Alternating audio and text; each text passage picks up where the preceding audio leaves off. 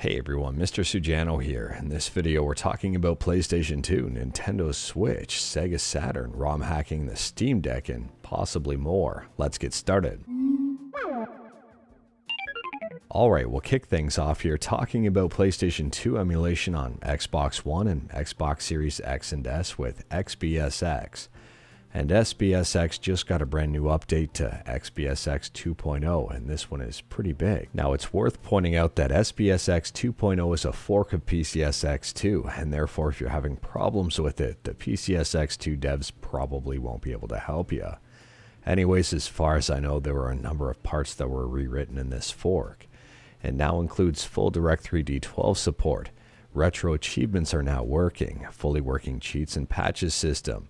It's pre-configured for online play, and it's based on the latest PCSX 2 revision, they say as of today, which is technically yesterday. XBSX 2.0 is free, it's open source, and I'll drop a link to it in the description below and feel free to check it out. And speaking about free and open source, next up we're talking about Nintendo Switch emulation on PC with Yuzu, and Yuzu also got a number of updates. So mainline 1430 brings about some changes that were just introduced in the paid testing early access version of Yuzu.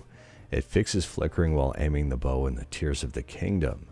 And in mainline 1431, if you're using Mesa Radeon Vulkan drivers, well, it fixes vertex explosions that would occur in Tears of the Kingdom. And for the most recent version of Yuzu, which at the time of filming is mainline version 1433, games like The Legend of Zelda Tears of the Kingdom, Astral Chain, Xenoblade Chronicles 2, and more should be playable on low VRAM GPUs on 0.5 to 1 times scaling. And on top of that, they've also fixed the performance drop that used to occur when the memory was cleaned in games like Tears of the Kingdom and Xenoblade Chronicles 2. And moving on, we're still talking about Switch emulation on PC with Ryujinx, and Ryujinx also got a brand new update and also fixes Tears of the Kingdom. So in one of the most recent versions of Ryujinx, 1.1.799, it increases the performance in The Legend of Zelda Tears of the Kingdom on NVIDIA GPUs while using Vulkan.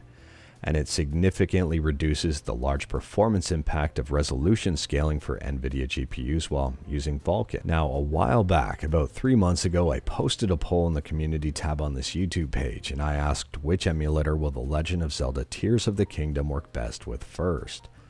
And the overwhelming answer here was Yuzu by a very considerable margin. I'm wondering, has your opinion changed, or is it the same? Let me know in the comments below. And rest in peace, Skyline, and I will be talking about this one again in the future, just not yet. But moving on, and next up we're talking about a ROM hack for the NES, and this is more of a reworked ROM hack. Maniac Mansion Uncensored. Version 2.0 of this patch is released, and there's been a lot of rework and improvements, and for those who may not be aware of what this is, this paragraph pretty much sums everything up for you. Maniac Mansion for the Nintendo Entertainment System was heavily censored prior to its release. This hack seeks to replace as much censored content as possible from the original Commodore 64 version. Moving on, and we're talking about the Mr. FPGA and Sega Saturn, and the Sega Saturn core just got a brand new update. If you wanted to see the update in action, I'll drop a link to Video Game Esoterica's video in the description below, and I do recommend checking it out. They tested out a whole bunch of games and provided a lot of great commentary. And speaking about YouTube videos, next up we're talking about Anbernic, and it appears they've got a brand new device they're currently working on called the RG Nano. And this thing is tiny and extremely interesting. I'm kind of curious to see what's going to happen with this one and if they're actually going to release it. If you are interested in this one, let me know in the comments below. I definitely am, considering it's the size of a keychain. And last up here, we're talking about the ASUS ROG Ally and also the Steam Deck. In a previous video, we talked about Jay's 2 cents cutting ties with ASUS. And other people pointed out, hey, you know what? Gamers Nexus also put out a video kind of trashing ASUS, and I looked into it and they actually did.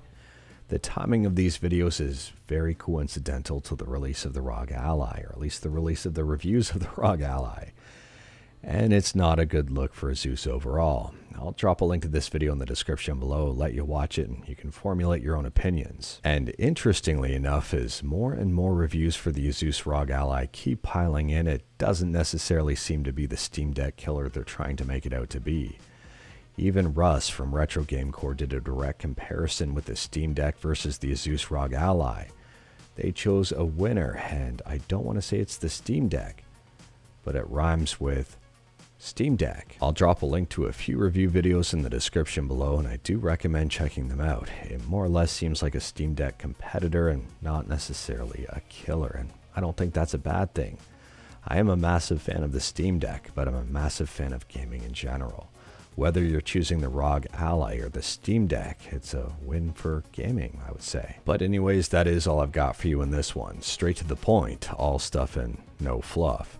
We talked about a bunch today. Let me know your thoughts about absolutely any of it in the comments below. If you like this video, leave a like. If you didn't like this video, leave a like. Hit that subscribe button. Check out my other videos. Don't tempt fate. Save your state.